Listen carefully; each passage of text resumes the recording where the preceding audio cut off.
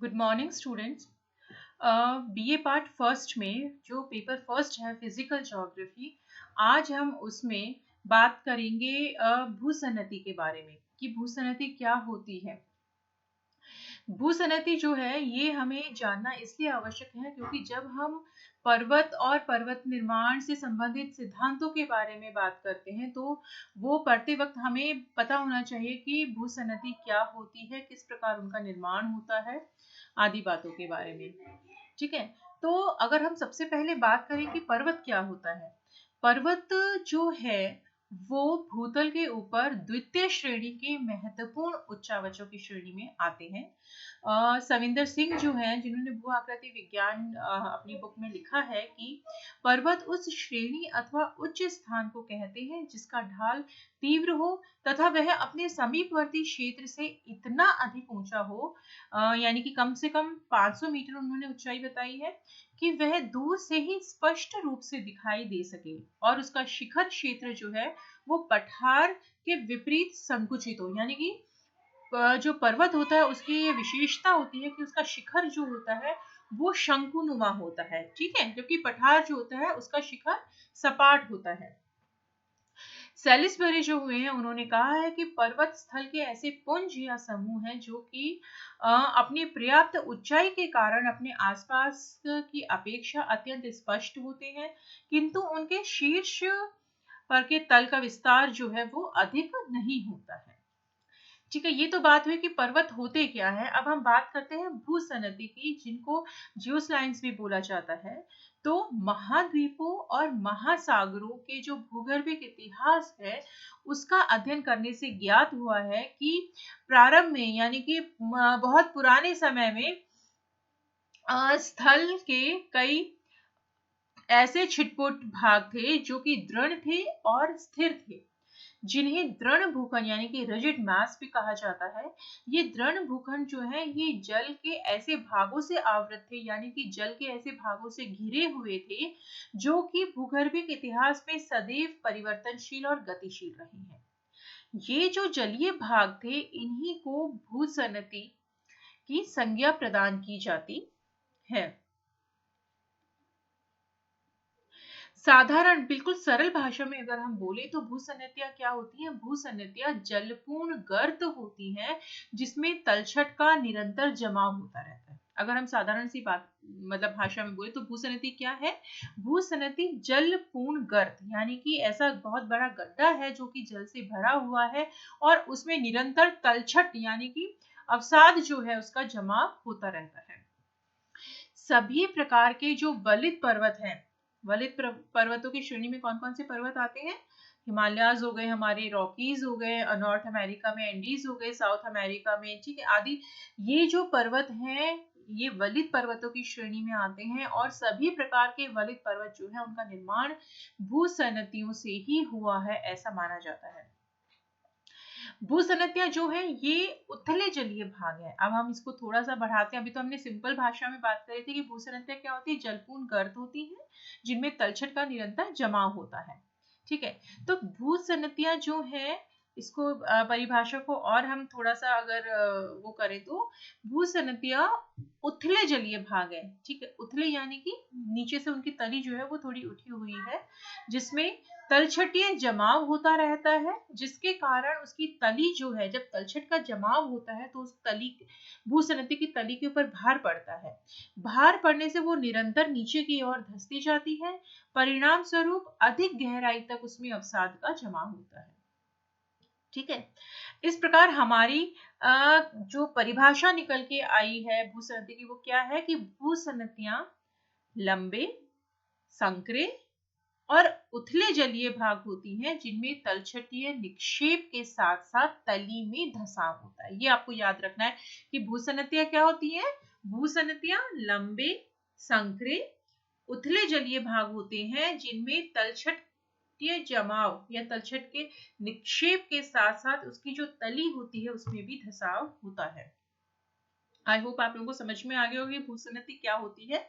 भूसन्नति लंबे, संकरे, उथले जलीय भाग होती हैं जिसमें निरंतर तलछटीय निक्षेप के कारण उसकी तली में भी धंसाव होता है। अब हम भूसनती की विशेषताओं की बात करते हैं कि कौन कौन सी विशेषता होती है भूसनती में। तो भूसनती जो होती है, इनका रूप जो होता है वो सदैव एक जैसा नहीं होता है। भूगर्भीय क्रिया और परिवर्तनों के कारण इनकी स्थिति, इनके आकार, इनके विस्तार जो है उसमें परिवर्तन होता रहता है। भूसनतियां सदैव गतिशील होती हैं। भूसनतियां भूगर्भिक इतिहास के कई युगों से गुजर चुकी हैं, भू गुजर सकती हैं। भूसनतियां जो है वो प्राय दो दृढ़ भूखंडों के बीच में होती हैं, ठीक है। और ये जो दृढ़ भूखंड होते हैं, ये जो तटीय भाग होते हैं भूसनती के, इनको अग्रदेश, ये आपको याद रखना है कि भूसनती के किनारे के जो तटीय भाग होते हैं जो कि दृढ़ भूखंडों के रूप में होते हैं, उन्हें क्या कहते हैं? अग्रदेश यानी फॉरलैंड्स। अब विभिन्न भूगोलवेताओं ने भूसनती की संकल्पना दी हैं अपने अपने अकॉर्डिंग। तो इसमें हम एक दो के बारे में ही बात करेंगे। इस क्षेत्र में सबसे पहले भूसनती की संकल्पना के क्षेत्र में सबसे पहले जो सराहनीय प्रयास किया है, काम किया है, वो हॉल और डाना ने किया है। और यद्यपि भूसनती की संकल्पना जो है, इसको सिद्धांत का रूप देने का श्रेय जो है वो हॉग को जाता है। हाल और डाना के विचारों की अगर हम बात करें, तो डाना ने अध्ययन और अवलोकन के आधार पर ये बताया कि वलित पर्वत जो है, उनमें पाई जाने वाली चट्टानें जो है वो सागरीय उत्पत्ति की हैं, ठीक है। यानी कि इन चट्टानों का जमाव ऐसे सागरों में हुआ है जो कि लंबे, संकरे और उथले थे। इस प्रकार सागरों के लिए सबसे पहले जो भूसनती शब्द है उसका प्रयोग डाना ने किया और बताया कि भूसनतियां लंबे, संकरे, उथले और निरंतर धंसते हुए सागरीय भाग होती हैं।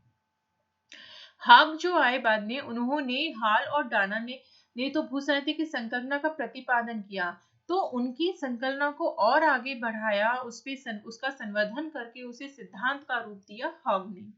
सर्वप्रथम हॉग जो है, इन्होंने ही प्राचीन पैलेयोजोइक कल्प का मानचित्र खींचकर उस पर लंबे तथा संकरे सागरीय भागों को प्रदर्शित किया और बताया कि वर्तमान समय में जहां पर भी पर्वत पाए जाते हैं, वहां पर पहले सागरीय भागों का विस्तार था। भूसनतियां जो है वो गहरे जल का भाग होती है, जिसकी लंबाई जो होती है वो उसकी चौड़ाई से अधिक होती है, यानी कि वो लंबाई में तो अधिक होती है लेकिन चौड़ाई में वो कम विस्तृत होती है, ठीक है। भूसनतियों की स्थिति प्राचीन दृढ़ भूखंडों के बीच में जल क्षेत्र के रूप में होती है।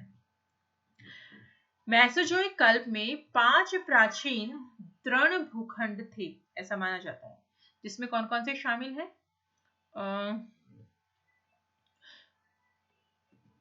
उत्तरी अटलांटिक मास, अटलांटिक जो ओशन है आज, उसके वहां उत्तर में।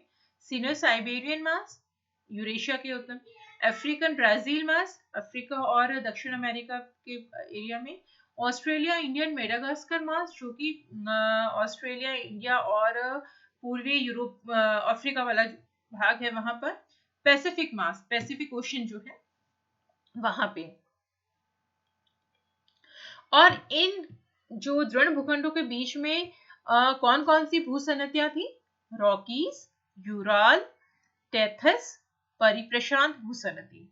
टेथस भूसनती है, इसी में ही तलछट के जमाव होने से ऐसा माना जाता है कि हिमालयाज जो पर्वत श्रृंखला है उसका निर्माण हुआ, उसकी उत्पत्ति हुई। इस प्रकार मेसोजोइक कल्प में हॉग ने जल की अपेक्षा दृढ़ भूखंडों को अधिक विस्तृत बताया था। अब अगर हम भूसनती की कौन कौन सी 3 अवस्थाएं हैं उनके बारे में अगर हम बात करते हैं, तो भूसनती की और पर्वतों के बीच में संबंध पाया जाता है, ऐसा अनेक विद्वानों ने साबित करने का प्रयास किया है। और ये माना जाता है कि जो भी मैंने आपको बताया था अभी कि वलित पर्वत है, उनका सृजन, उनका निर्माण जो है वो इन भूसनतियों से ही हुआ माना जाता है।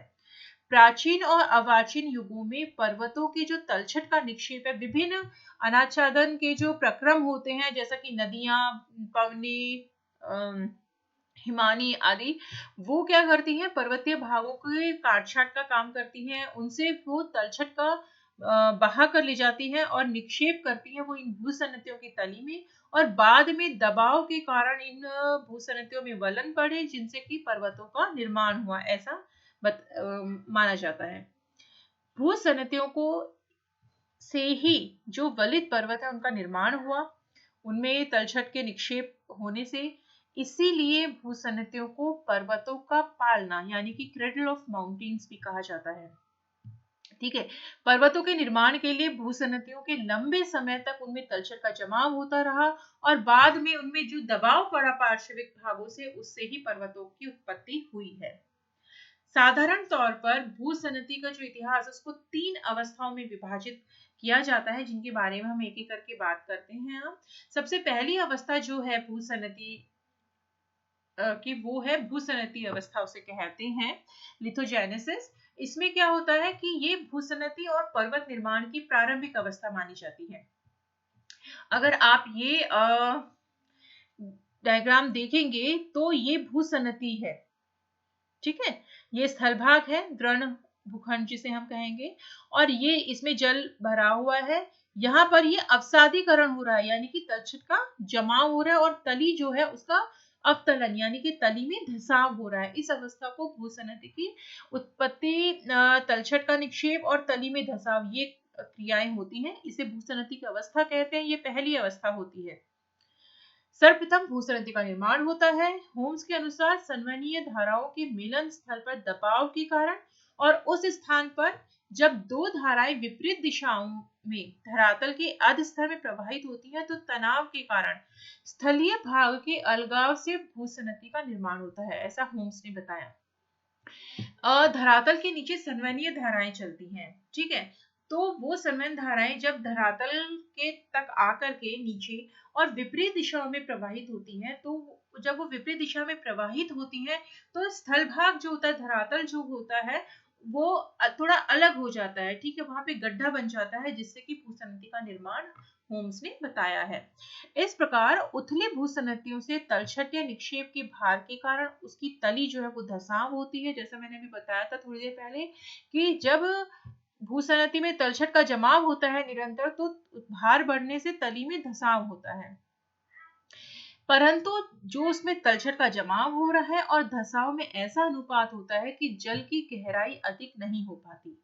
भूसन्नति की ये जो प्रथम अवस्था है, इसका प्रमुख लक्षण ही भूसन्नति की उत्पत्ति, उसमें तलछट का जमाव और तली का धसाव होना बताया जाता है। दूसरी जो अवस्था है वो है पर्वत निर्माण की अवस्था। ये सबसे मेन अवस्था जो है, इसमें क्या होता है, जब भूसन्नति में तलछट का निक्षेप एक सीमा से अधिक होने लगता है, मतलब अधिक, तो संतुलन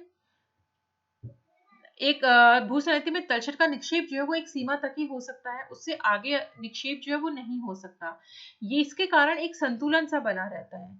लेकिन धसाव की गति से जमाव की गति जब अधिक होती है तो अधिक निक्षेप के कारण भूसन्नति जो है वो निरंतर उथली होती जाती है और एक ऐसा समय आता है कि जो पूरी भूसन्नति है वो उसमें तलछट का जमाव हो जाता है, जिससे क्या होता है कि क्षैतिज दबाव जो है वो उस पर पड़ने लगता है।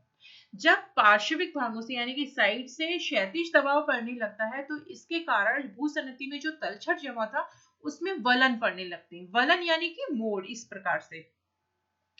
और यदि ये दबाव की शक्ति अधिक तीव्र होती है तो भूसन्नति का सारा जो तलछट होता है, उसका जो पदार्थ होता है, वो संपीड़ित होकर वलन का रूप धारण करके वो पर्वत का रूप धारण कर लेता है वलन के रूप में।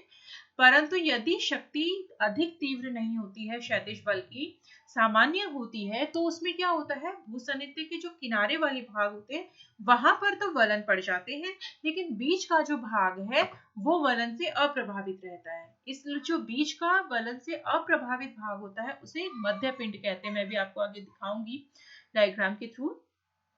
जैसे जैसे ये दबाव की शक्ति तेज होती है, भूसन्नति जो है वो संकरी होती जाती है और इसके मोड़ों में जटिलता आती जाती है। जब ये बल जो है ये कभी बहुत अधिक होता है तो अधिक संपीड़न और वलन होने से ग्रीवाखंड या परिवलन मोड़ों का भी निर्माण होता है। जब दबाव अधिकतम होता है तब क्या होता है, अत्यधिक वलन के साथ ही भूसन्नति का निचला भाग अधिक नीचे धंस जाता है और अधिक गहराई पर पहुंचने पर वो ताप के कारण, क्योंकि धरती के नीचे क्या है, जैसे जैसे हम अधिक गहराई में जाएंगे ताप बढ़ता जाता है, तो ताप के कारण वो निचला भाग गर्म होता है और फैलता है, और जब वो नीचे वाला पदार्थ फैलता है धरातल के नीचे तो वो वापस इन पर्वतों को भूसंतति के नीचे से धक्का देता है और इन पर्वतों में पुनः उभार जो है वो प्रारंभ होता है। ये डायग्राम देखें आप अगर, तो यहाँ पर ये पर्वत निर्माण की अवस्था है, और जब संपीड़नात्मक बल जो है वो सामान्य होता है तो केवल ये भूसनति जो है इसका जो किनारे वाले भाग है वहां पर तो वलन पड़ते हैं जो कि सीमांत श्रेणियां कहलाती है, मार्जिनल रेंज, लेकिन जो बीच का भाग है वो वलन से अप्रभावित रहता है और उसको मीडियन मास कहते हैं। तीसरी जो अवस्था है भूसंतति की वो है विकास की अवस्था। इसमें क्या होता है, पर्वत निर्माण की जो घटना है वो एक लंबी घटना है, धीरे धीरे पर्वतों का उत्थान होता है। तो पर्वतों का जब निर्माण होता है तो साथ साथ अनाच्छादन के प्रक्रम जो होते हैं वो भी कार्यशील हो जाते हैं, जैसे कि नदियां, पवने, सागरीय लहरें, तरंगे, हिमानी आदि जो है। तो इसके फलस्वरूप वो क्या करते हैं, अनाच्छादन की प्रक्रम अपर्दन का काम करते हैं और पर्वतों का भाग जो है वो कटता रहता है, उनकी ऊंचाई जो होती है वो निरंतर घटती रहती है। ये इस डायग्राम में पर्वत निर्माण की अवस्था को दिखाया गया है कि जब वलन संपीड़न अधिक था तो वलन पूरा जो भूसनति है वो उसमें वलन पड़ गए और पर्वत का निर्माण हुआ। तीसरी अवस्था के साथ ही पर्वतों के विकास के साथ ही ये जो भूसनति की तीनों अवस्थाएं हैं ये पूरी होती हैं। अब हम अपने नेक्स्ट लेक्चर में बात करेंगे पर्वत निर्माण से संबंधित जो सिद्धांत दिए हैं विभिन्न भूगोलवेताओं ने उनके बारे में। आज के लिए इतना ही। Thank you.